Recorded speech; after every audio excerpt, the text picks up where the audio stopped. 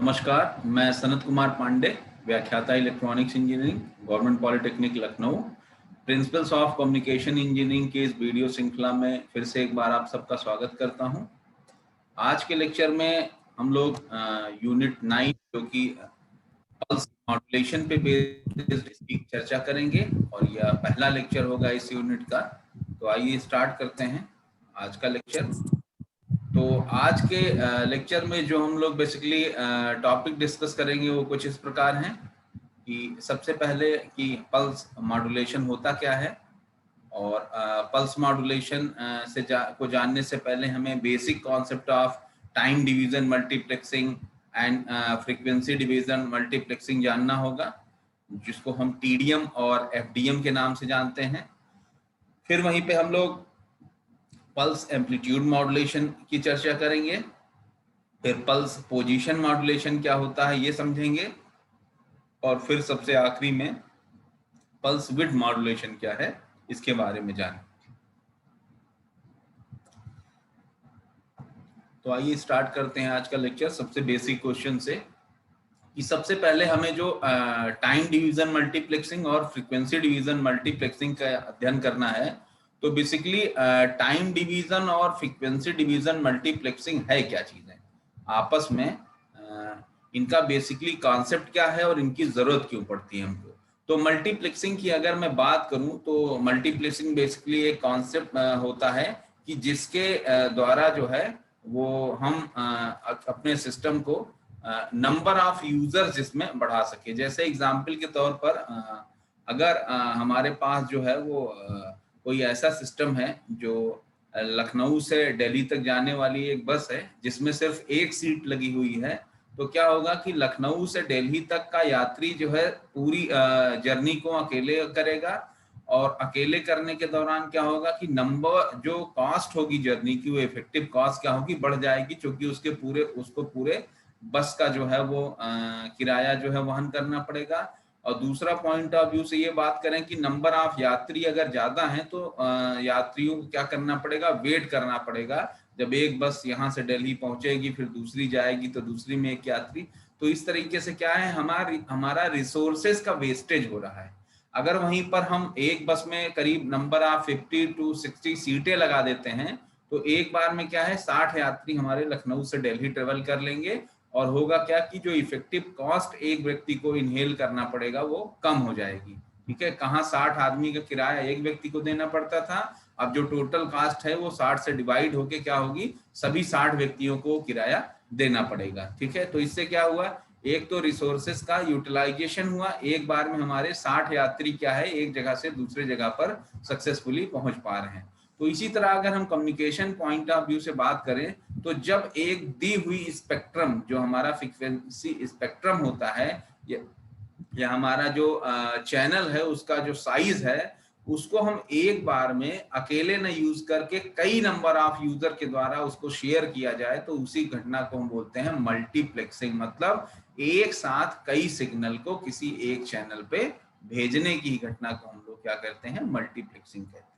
ठीक है, अब एग्जाम्पल के तौर पर आप देख रहे हैं कि n इनपुट्स हैं, n आउटपुट्स हैं, इनको एक सिंगल लिंक के द्वारा भेजना है तो हमको क्या करना पड़ेगा, n number of channels create करने पड़ेंगे इस सिंगल लिंक के अंदर, जिससे हमारा ट्रांसमीटर से रिसीवर पर मतलब मल्टीप्लेक्सर से डीमल्टीप्लेक्सर पर हमारा सिग्नल सक्सेसफुली पहुंच जाए। और ऐसा करने के लिए हमारे पास मल्टीप्लेक्सिंग का कॉन्सेप्ट होता है। और मल्टीप्लेक्सिंग जो हमें अभी पढ़ना है बेसिकली टू टाइप्स की मल्टीप्लेक्सिंग डिस्कस करना है, एक फ्रीक्वेंसी डिवीजन मल्टीप्लेक्सिंग और एक टाइम डिवीजन मल्टीप्लेक्सिंग। तो फ्रीक्वेंसी डिवीजन मल्टीप्लेक्सिंग को हम लोग शॉर्ट में एफडीएम से रिप्रेजेंट करते हैं। ठीक है, बेसिकली फ्रीक्वेंसी डिवीजन मल्टीप्लेक्सिंग जो है इसमें क्या है, useful bandwidth of medium exceed required bandwidth of the channel.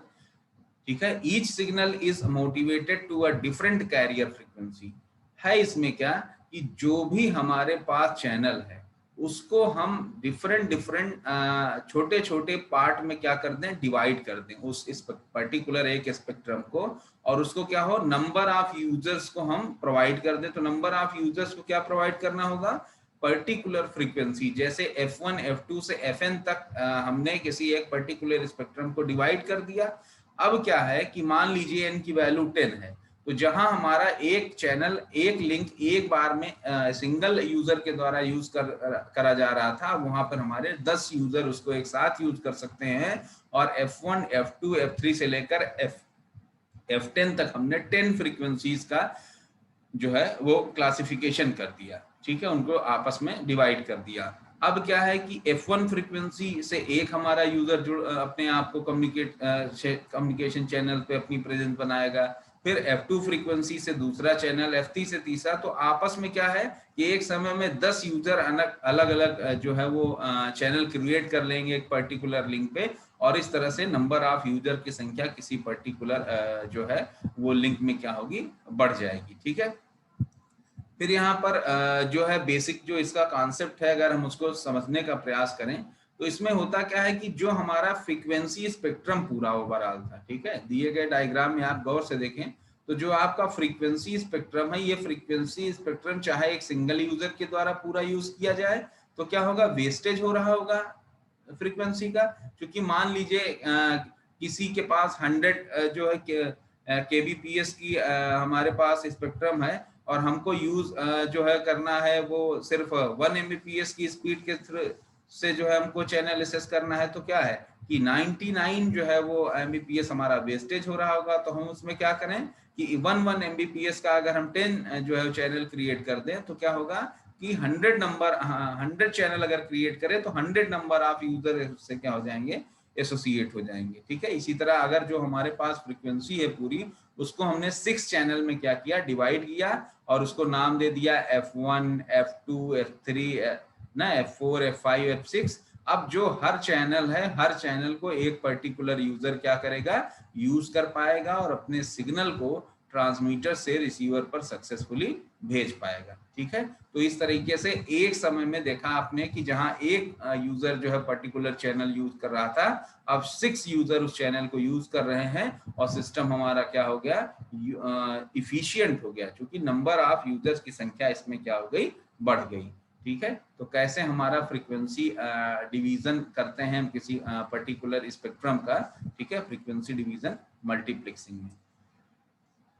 FDM system की अगर हम बात करें तो जैसे हमारे पास मैंने बताया एक पर्टिकुलर चैनल था, अब उस चैनल में हमें क्या है, नंबर ऑफ यूजर्स क्या है हमें बढ़ाने हैं। तो हमारे पास क्या है, हमारा कॉन्सेप्ट, मान लीजिए हमें M1 M2 से लेके Mn n नंबर ऑफ जो है वो मैसेज सिग्नल भेजने हैं किसी सिस्टम के थ्रू। एफडीएम सिस्टम को अगर हम यूज करें तो M1 को हम पहले क्या करते हैं, फ्रीक्वेंसी मॉड्यूलेट या कोई भी मॉड्यूलेशन प्रक्रिया यूज करके M1 को क्या करते हैं, एक पर्टिकुलर फ्रीक्वेंसी के कैरियर पे मॉड्यूलेट कर दें। फिर M2 को दूसरे कैरियर जिसकी फ्रीक्वेंसी F2 है उस पर मॉड्यूलेट कर दें, और इसी तरह से MNT जो आपका मैसेज है उसको हम किसी पर्टिकुलर मॉड्यूलेटर से FN कैरियर फ्रीक्वेंसी वैल्यू पर इसको मॉड्यूलेट कर दें। तो चैनल पे सेंड करेंगे पूरे सिस्टम को, तो चैनल पे सेंड करने में क्या होगा कि हमारा जो सिस्टम है, हमारा सिस्टम क्या करेगा कि इस पर्टिकुलर जो हमारा एक चैनल लिंक क्रिएट हुआ था उसमें डिफरेंट डिफरेंट फ्रीक्वेंसीज क्या होंगी, एक साथ ट्रांसमिट होंगी, और ट्रांसमीटर के थ्रू जब ये सिग्नल ट्रेवल कर रहा होगा तो आप देखेंगे कि पहले आपका सबसे पहले F1 जो फ्रीक्वेंसी वैल्यू थी कैरियर के, उसके रिगार्डिंग जो हमारा मॉड्यूलेटेड सिग्नल था वो होगा, फिर F2 वाला होगा, फिर F3 वाला होगा, और इसी तरह FN वाला होगा। और टोटल अगर हम इसकी फ्रीक्वेंसी को ऐड करेंगे तो यही इस पूरे चैनल जो हमारा लिंक है उसकी क्या होगी, कंप्लीट जो फ्रीक्वेंसी स्पेक्ट्रम है वो होगा। और आप इसमें बीच बीच में देख रहे हैं कि यहाँ पर दोनों जो हमारे सिग्नल हैं उनके बीच में गैप रखा गया है, इसी को हम क्या बोलते हैं, गार्ड बैंड। गार्ड बैंड क्या होता है, ताकि दोनों सिग्नल आपस में एक दूसरे से मिक्सअप ना हो जाए, ताकि इनको आइसोलेट करना जो है वो रिसीवर इन पे आसान हो, इसलिए हम लोग जो है वो गार्ड बैंड का इस्तेमाल करते हैं। वर्तमान समय में आप लोगों में सोशल डिस्टेंसिंग का कॉन्सेप्ट जो है बहुत फेमस है कि आपस में हमारा जो है वो स्प्रेड ना होने पाए वायरस का, इसलिए हम लोग बेसिकली क्या करते हैं, सोशल डिस्टेंसिंग कॉन्सेप्ट फॉलो करते हैं। और चैनल में सोशल डिस्टेंसिंग क्रिएट करने के लिए हम बेसिकली गार्ड बैंड टाइप का कुछ कॉन्सेप्ट यूज करते हैं। और ये अलग अलग सिग्नल आपका जो है अलग अलग फ्रीक्वेंसी पे ट्रांसमिट हो रहा होगा, फिर रिसीवर पे क्या होगा, ये रिसीव किया जाएगा और फिर रिसीवर क्या करेगा, अलग अलग carrier frequency F1, F2, F3, F4 से लेके Fn तक को अलग अलग यहाँ करेगा, सेंस करेगा और आइसोलेट कर देगा, और फिर हम सक्सेसफुली अपने मैसेज सिग्नल को प्राप्त कर लेंगे। ये पूरा आपका जो प्रक्रिया था बेसिकली वो FDM में फॉलो किया जाता है। नेक्स्ट अब हम बात करते हैं टाइम डिवीजन मल्टीप्लेक्सिंग की, कि टाइम डिवीजन मल्टीप्लेक्सिंग क्या होती है। तो बेसिकली जैसे हमने देखा कि फ्रीक्वेंसी डिवीजन मल्टीप्लेक्सिंग में हम अपना फ्रीक्वेंसी का जो हमारा स्लॉट था, स्पेक्ट्रम था, हमने उसको छोटे छोटे जो है पार्ट में डिवाइड कर दिया, ठीक है, और उसको हमने यूजर्स को शेयर करने के लिए प्रोवाइड कर दिया। टाइम डिवीजन मल्टीप्लेक्स में क्या है कि मान लीजिए हमारे पास 10 मिनट का कोई टाइम स्लॉट है और हमारे पास 10 यूजर हैं उसको यूज करने के लिए, तो हम क्या करें कि एक एक मिनट का स्लॉट हम 10 यूजर को दे दें कि 1 मिनट आप बात करिए, 1 मिनट आप करिए, 1 मिनट आप, फिर रोटेशन होगा, अगला साइकिल चलेगा तो फिर एक एक मिनट सबको मिल जाएगा। इस तरीके से 10 मिनट हमारा जो है वो कंप्लीट हो जाएगा। और आपकी बात अगर 1 मिनट में ही कंप्लीट हो रही है तो आपको नेक्स्ट चैनल की जरूरत नहीं पड़ेगी और 1 मिनट के अंदर अपना आप कम्युनिकेशन कंप्लीट करेंगे, ठीक है। तो टाइम डिवीजन मल्टीप्लेक्सिंग में data rate of the medium exceeds data rate of the digital signal to be transmitted, multiple digital signals interleaved in time, maybe at bit level of the blocks, time slot resigned to sources and fixed, ठीक है। वही छोटा छोटा time slot जो हमारा जो main time slot था उसको हमने छोटे छोटे स्लॉट्स में डिवाइड कर दिया। And time slot allocated even if no data, अगर किसी यूजर के पास कोई डेटा ट्रांसमिट करने के लिए नहीं है और तब भी वो क्यू में अगर हमारा उस 10 की संख्या में है तब भी हम उसको एक चैनल 1 मिनट के लिए क्या करेंगे, प्रोवाइड करेंगे, ठीक है। Time slots do not have to be evenly distributed among the sources, जितने भी हमारे सोर्सेज थे, ठीक है, उनको हम स्लॉट्स पूरा पूरा प्रोवाइड करेंगे, ठीक है। उनका उसका पर्टिकुलर पोर्शन नहीं प्रोवाइड करेंगे, जितना हमने डिसाइड कर रखा है कि किसी एक पर्टिकुलर यूजर को इतना टाइम मिलना चाहिए तो वो मिलेगा। तो इसी तरीके से टाइम डिवीजन मल्टीप्लेक्सिंग की हम बात करें तो आप देखेंगे कि फ्रीक्वेंसी हमारा जो कंप्लीट स्पेक्ट्रम का था वो कांस्टेंट है पूरे सिग्नल के लिए, ठीक है, पूरे चैनल के लिए। बट टाइम जो स्लॉट था उसको हमने यहाँ क्या कर दिया, मतलब एक टाइम स्लॉट को हमने 1 2 3 4 5 6 जो है वो चैनल्स में डिवाइड किया और after a completion of a cycle फिर यही साइकिल क्या होगी, रिपीट करेगी, ठीक है। तो इस तरीके से हम सभी जितने यूजर्स हैं उनको 1 मिनट का या जितने भी आपस में जितने यूजर रहेंगे उस हिसाब से जैसा हमारा सिस्टम है टीडीएम का, हम टाइम को बाइफरकेट कर देंगे। अब इसके हम अगर टीडीएम सिस्टम के ब्लॉक डायग्राम से इसको समझने का प्रयास करें तो जो यहाँ आपका स्कैन ऑपरेशन है, बेसिकली एक कम्यूटेटर लगा होता है, इसका जो निडल होता है वो मूव करता है और मूव करके निडल मान लीजिए पहले वाले मैसेज सिग्नल पे था तो क्या हुआ, ये मैसेज सिग्नल हमारा एज इट इज, आप देख रहे हैं यहाँ कोई मॉड्यूलेशन नहीं हुआ, एज इट इज जो है हमारा ये सिग्नल क्या हुआ, इस पे ट्रांसमिट हो गया। फिर दूसरे समय टाइम स्लॉट पे क्या हुआ, ये सेकंड यूजर के पास शिफ्ट हुआ और एक पर्टिकुलर टाइम ड्यूरेशन यहाँ बिताने के बाद ये नेक्स्ट पे हो गया, ऐसे करते करते ये एन पे आया और एक पर्टिकुलर टाइम स्लॉट यहाँ बिताने के बाद जो है ये क्या करेगा, नेक्स्ट फिर से जो है अपना साइकिल स्टार्ट कर देगा।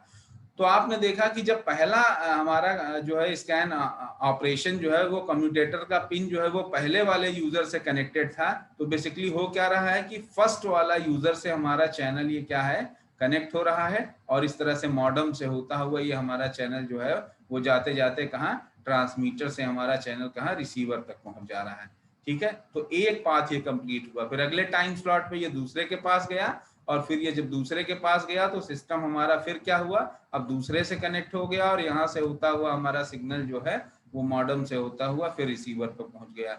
इसी तरह एन नंबर आप जो है आपके पास जो है वो अगर यूजर्स हैं तो हम एक एक करके सबको जो है वो चैनल प्रोवाइड करेंगे और एक निश्चित समय तक इनका लिंक क्रिएट रहेगा ताकि ये ट्रांसमीटर से रिसीवर में इनका जो है वो कम्युनिकेशन सफलतापूर्वक बना रहे, ठीक है, बिना किसी इंटरप्शन के। और इस तरीके से हम देखेंगे कि हमारा सिग्नल जो है एक जगह से दूसरे जगह पर वो कंटिन्यूअसली पहुंचता रहेगा ट्रांसमीटर से रिसीवर पर, ठीक है। तो ये सारी प्रक्रिया हमारा टाइम डिवीजन मल्टीप्लेक्सिंग में की जाती है टीडीएम में। और यहाँ पर जब यहाँ पर आपका फर्स्ट वाले से कनेक्टेड है तो यहाँ पर भी आपका ये कम्यूटेटर जो रिसीवर साइड पे कम्यूटेटर है ये किससे कनेक्टेड होगा, फर्स्ट वाले से।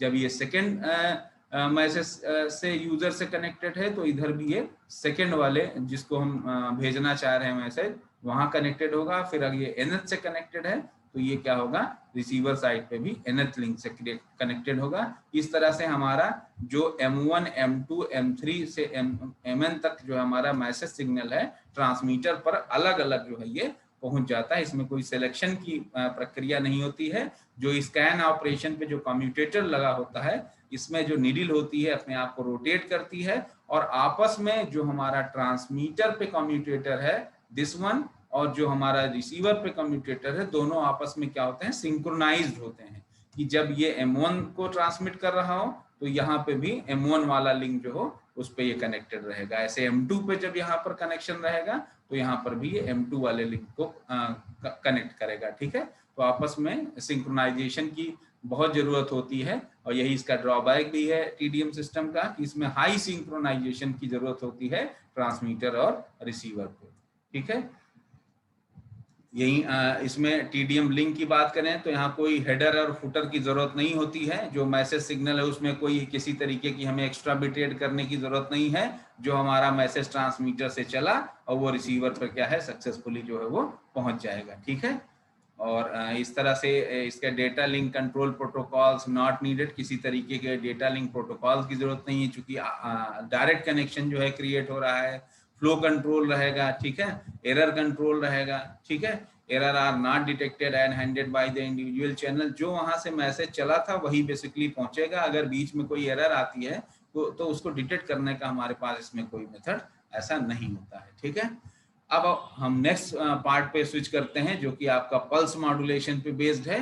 पल्स मॉड्यूलेशन बेसिकली हम बात करें तो है क्या, the process of transmitting signal in the form of pulses is by using special techniques. Pulse के फॉर्मेट में जो हम अपने सिग्नल को एक जगह से दूसरे जगह भेजते हैं इसी को हम बेसिकली जो है पल्स मॉड्यूलेशन बोलते हैं। ठीक है, और अगर हम इसमें बात करें तो हमारा पल्स मॉड्यूलेशंस में आपका स्कीम जो है वो पल्स एम्पलीट्यूड मॉड्यूलेशन है। जैसा कि आप देख रहे हैं कि एक हमारे पास जो है वो पल्स है। ठीक है, पल्स मीन्स आपका एक पल्स ट्रेन। ठीक है, ऐसी कोई पल्स ट्रेन है जो कांस्टेंट टाइम इंटरवल की है और इसका एम्पलीट्यूड भी लगभग कांस्टेंट है। ठीक है, डायग्राम में थोड़ा बहुत इधर उधर है लेकिन आप इससे ये समझिए कि सभी पल्सेस आपस में क्या है, कांस्टेंट विद कांस्टेंट हाइट की, मतलब एम्पलीट्यूड भी सेम है और इनका वेवलेंथ या फ्रीक्वेंसी या टाइम स्लॉट जो भी आप कह रहे हैं वो भी सेम है। फिर जब हम इसके ऊपर कोई मैसेज सिग्नल अप्लाई करते हैं, जैसे ही हमारा मैसेज सिग्नल एक जो है वो साइनसॉइडल टाइप का कोई सिग्नल है, इसको हम अप्लाई करते हैं तो इसके हिसाब से जब हमारा एम्पलीट्यूड में परिवर्तन हो रहा हो तो इसको एम्पलीट्यूड पल्स मॉड्यूलेशन बोलते हैं। इसके विड्थ में चेंज हो रहा हो पल्स की, ठीक है, तो इसको हम बोलते हैं पल्स विड्थ मॉड्यूलेशन। और जब इसकी पल्स की पोजीशन में चेंज हो रहा हो, मतलब एक कोई आप जो है वो पल्स की जो है वो एज पकड़ लीजिए और एज वो जो है जिस हिसाब से इसका मैसेज की वैल्यू का एम्पलीट्यूड हाई या लो हो रहा होगा उसी हिसाब से क्या है कि ये भी आपस में एक दूसरे को जो है वो क्या, इनका एज जो है वो शिफ्टिंग हो रही होगी। और जब ये पॉजिटिव डायरेक्शन में है तो हमारा एज ऊपर की ओर और जब निगेटिव डायरेक्शन में है तो ये नीचे की ओर। ठीक है, तो इसी से आप अंदाजा लगा सकते हैं। और इसमें दूसरा क्या कि दोनों के बीच की डिस्टेंस भी वैरी करती रहती है अकॉर्डिंग टू द पोजीशन के हिसाब से। ठीक है, कि कितना हमारा एम्पलीट्यूड पॉजिटिव ज्यादा है और कितना हमारा एम्पलीट्यूड पॉजिटिव कम है। ठीक है, या निगेटिव साइड में हाइयर है तो उस हिसाब से भी ये आपस में चेंज करती रहती हैं। ऐसी मॉड्यूलेशन स्कीम को हम पल्स पोजीशन मॉड्यूलेशन बोलते हैं। और वहीं पर एक स्कीम है पल्स कोड मॉड्यूलेशन स्कीम। इसमें क्या होता है कि हम बेसिकली हमारे मैसेज सिग्नल को कोड के फॉर्म में, जनरली बाइनरी कोड के फॉर्मेट में इसको जो है वो ब्रेक कर लेते हैं with the help of the sampling and quantization, और उसके बाद हम इसका जो है वो कोडिंग करके सिग्नल को भेजते हैं। तो इस तरीके से हमारे पास जो है वो कुछ स्कीम है जो पल्स मॉड्यूलेशन से रिलेटेड है। हमारे सिलेबस में बेसिकली हमें जो पढ़ना है वो pulse amplitude, pulse width and pulse position modulation है। ठीक है, फिर आज के लेक्चर में हम पल्स मॉड्यूलेशन में जो डिस्कस करेंगे बेसिकली, पहले तो इसका क्लासिफिकेशन करें तो एक एनालॉग पल्स मॉड्यूलेशन होते हैं और डिजिटल पल्स मॉड्यूलेशन होते हैं। एनालॉग पल्स मॉड्यूलेशन में आपका पल्स एम्पलीट्यूड मॉड्यूलेशन जिसको PAM से रिप्रेजेंट करते हैं, वहीं आपका पल्स की विड्थ को जब मॉड्यूलेट करते हैं तो इसको PWM से रिप्रेजेंट करते हैं, और पल्स के पोजीशन को जैसा मैंने बताया इसको हम लोग जो है PPM से रिप्रेजेंट करते हैं। वहीं हम पल्स डिजिटल मॉड्यूलेशन की बात करें तो उसमें पल्स आपका पल्स कोड मॉड्यूलेशन आएगा और डेल्टा मॉड्यूलेशन आएगा। तो इस यूनिट में आपके जो सिलेबस में दिया है, जो हमको आज के लेक्चर में कवर करना है, that is pulse PAM, PWM and PPM। तो पल्स एम्पलीट्यूड मॉड्यूलेशन की अगर हम बात करें तो the signal is sampled at regular intervals such that each samples is proportional to the amplitude of the signal at that sampling instant. This technique is called the sampling. Sampling क्या होती है? Basically हम अपने message signal के हिसाब से जो है अपने कैरियर में पल्स ट्रेन उसके सैंपल्स को क्रिएट करते हैं। ठीक है, आगे के लेक्चर में हम लोग सैम्पलिंग के बारे में ज्यादा डिस्कस करेंगे जब हम लोग pulse code modulation PCM system को बेसिकली डिस्कस कर रहे होंगे। ठीक है, तो आज के लेक्चर में बेसिकली हम लोग जो है वो पल्स एनालॉग मॉड्यूलेशन पे अपने आप को कंसंट्रेट करेंगे। और एनालॉग मॉड्यूलेशन में जो आपकी स्कीम है पहली पल्स एम्पलीट्यूड मॉड्यूलेशन। तो हम पल्स एम्पलीट्यूड मॉड्यूलेटर की अगर बात करें तो आप डायग्राम में देख सकते हैं कि एक एनालॉग सिग्नल है आपके इनपुट पे। ठीक है, एनालॉग सिग्नल के रिगार्डिंग जो है आपने एक पल्स कोई सैम्पलिंग फ्रीक्वेंसी के रिगार्डिंग एक पल्स ट्रेन होगी, उस पल्स ट्रेन को अप्लाई करेंगे। ये पल्स शेपिंग नेटवर्क से पास होगी, फिर FM डिमॉड्यूलेटर से पास होगी, और यहाँ पे हम एक हाई कैरियर ऑक्सीलेटर लगाएंगे। इस तरह से हमें PAM सिग्नल जो है वो आउटपुट पे प्राप्त हो जाएगा, और बेसिकली यहाँ PM FM सिग्नल हम लोग प्राप्त कर रहे हैं। ठीक है, डायग्राम में आप देख सकते हैं कि जैसे जैसे आपका एनालॉग मैसेज सिग्नल का जो है वो वेरिएशन बदल रहा है, वैसे वैसे क्या है आपका जो है वो पल्स ट्रेन का जो है एम्पलीट्यूड भी क्या हो रहा है, चेंज हो रहा है। ठीक है, तो इस तरीके से हमने अपने मैसेज सिग्नल को इस पल्स ट्रेन पे क्या कर दिया, सुपर इम्पोज कर दिया। ठीक है, फिर इसमें आगे हम लोग बात करें पल्स मॉड्यूलेशन में, तो next one is the pulse with modulation, जिसको हम लोग PWM और PLM से भी रिप्रेजेंट कर सकते हैं पल्स, और या PDM से भी रिप्रेजेंट करते हैं।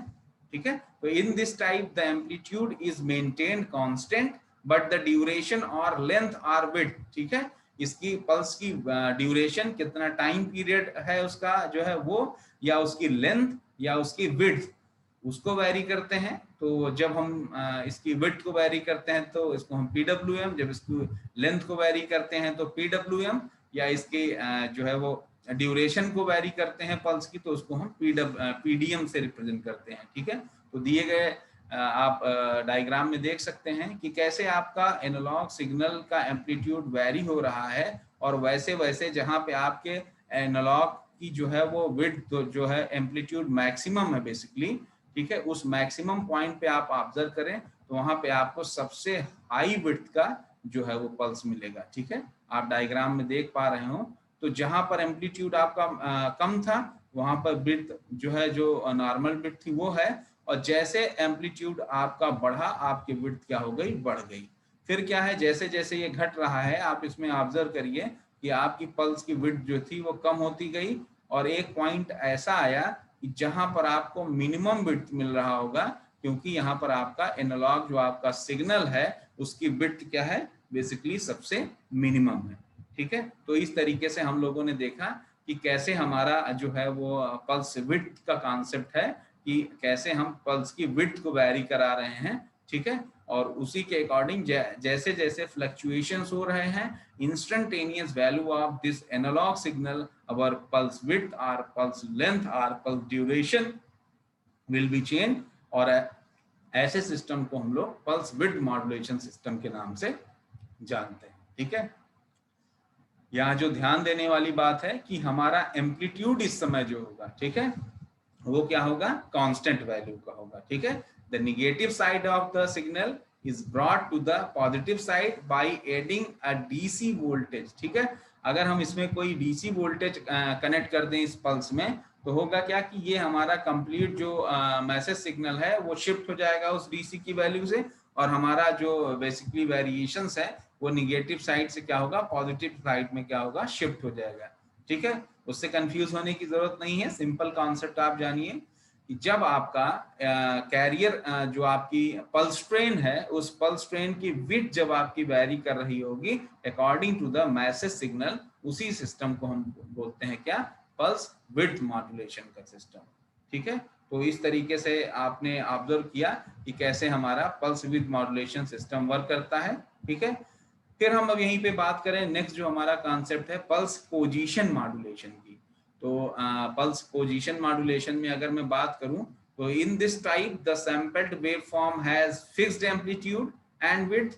यहाँ पर ध्यान देना है कि जो पल्स का विड्थ होगा और पल्स का एम्पलीट्यूड होगा, ये दोनों तो क्या होंगे, कांस्टेंट होंगे। ठीक है, बदलेगा क्या, पल्स की पोजीशन बदलेगी। ठीक है, whereas the position of each pulse is varied as per instantaneous value of the analog signal। जो आपका एनालॉग मैसेज सिग्नल होगा उसके हिसाब के आपके पल्स की विड्थ जो है क्या, वो बदल जाएगी। ठीक है, ठीक है, तो in PPM signal is further modification of a PWM signal. It has positive thin pulses, zero time और जीरो विड्थ की ये पल्सेस होती हैं corresponding to the starting edge of a PWM pulse and negative thin pulses corresponding to the ending edge of a pulse। देखिए कैसे ये basically format होती हैं दिए गए डायग्राम में। अगर हम ध्यान दें तो बेसिकली क्या था कि हमारा एक कोई पल्स ट्रेन रहा होगा जिसमें कांस्टेंट उसका एम्पलीट्यूड भी होगा और पल्स की विड्थ भी कांस्टेंट होगी।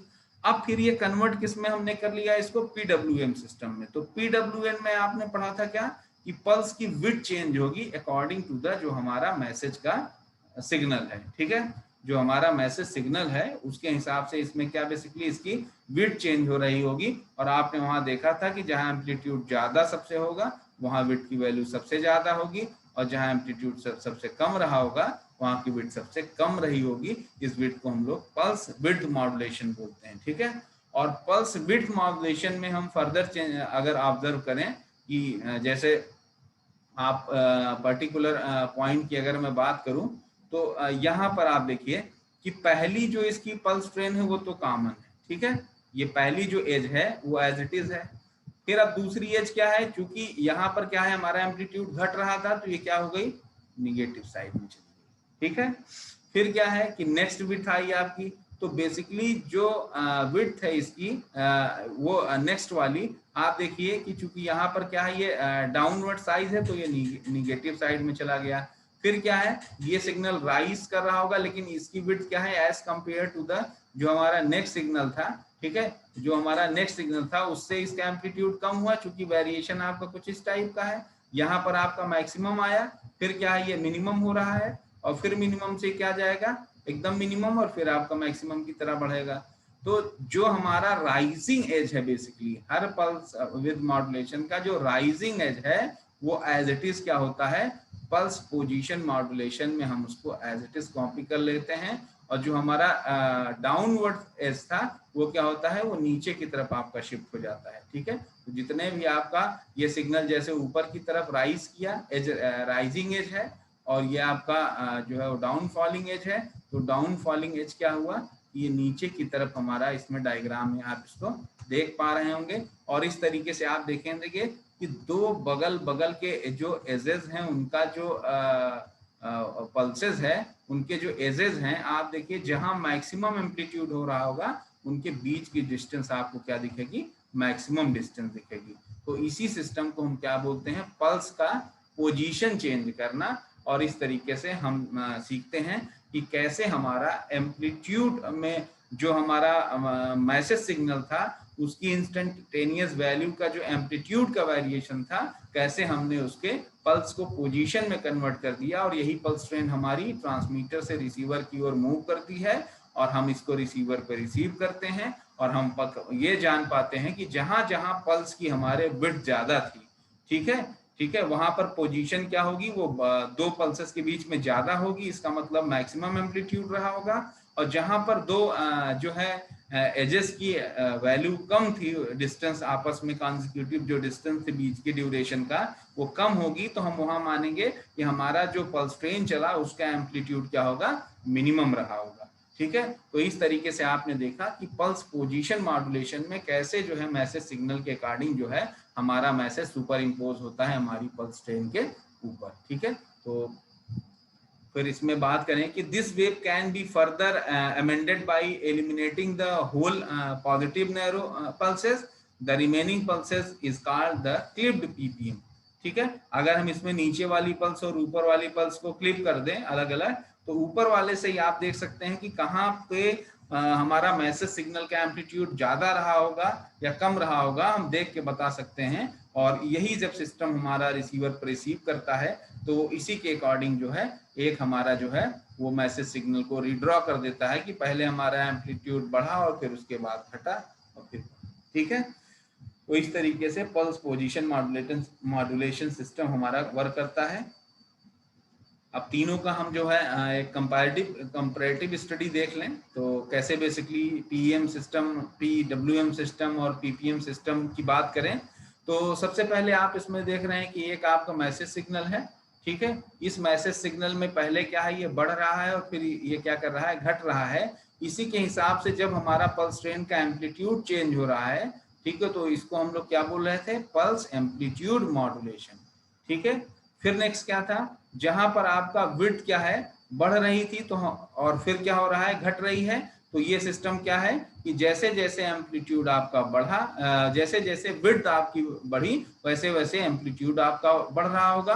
और जैसे जैसे आपका क्या है कि विड्थ घट रही होगी, हमारा जो मैसेज सिग्नल है उसका एम्पलीट्यूड क्या होगा, घट रहा होगा। तो आपने देखा जो मूलभूत आपने एएम सिग्नल भेजा था बेसिकली ट्रांसमीटर से, उसी की एक रेप्लिका हमको इस पल्स ट्रेन में उसकी विड्थ में दिखाई पड़ रही है। और फिर मैं पोजीशन की बात करूं तो देखिए जहां पर आपका मैक्सिमम एम्पलीट्यूड आया होगा वहां पर दो पल्स के बीच का जो विड्थ है वो अधिक होगा। ठीक है। पोजीशन जो इनकी थी पल्स के एजेस की वो अधिकतम है, और जहां पर एम्पलीट्यूड निगेटिव होगा वहां जो हमारे जो है एजेस हैं उनकी पोजीशन क्या है, मिनिमम है, इसलिए हम इसको पल्स पोजीशन मॉड्यूलेशन बोलते हैं। इस तरह से हम अपने मैसेज को सुपर इम्पोज करते हैं किसी पल्स ट्रेन के ऊपर, और हमारे पास तीन कॉन्सेप्ट आते हैं। कौन कौन से, pulse amplitude modulated pulses, width modulated pulses और पोजीशन मॉड्यूलेटेड पल्सेस। तो आज के लेक्चर में बेसिकली हम लोगों ने जो एनालॉग मॉड्यूलेशन था पल्सेस का उसके बारे में चर्चा किया, और उसमें हम लोगों ने pulse amplitude modulation, pulse width modulation और पल्स पोजीशन मॉड्यूलेशन सिस्टम कैसे वर्क करता है। और वहीं पे आज हमने जो है वो फ्रीक्वेंसी डिवीजन मल्टीप्लेक्सिंग और टाइम डिवीजन मल्टीप्लेक्सिंग का जो कॉन्सेप्ट था उसके बारे में भी चर्चा करी। तो आज के लेक्चर में हम लोग यहीं तक रखते हैं। नेक्स्ट लेक्चर में हम लोग कुछ और इम्पोर्टेंट कॉन्सेप्ट को डिस्कस करेंगे इस सब्जेक्ट से रिलेटेड। Thank you.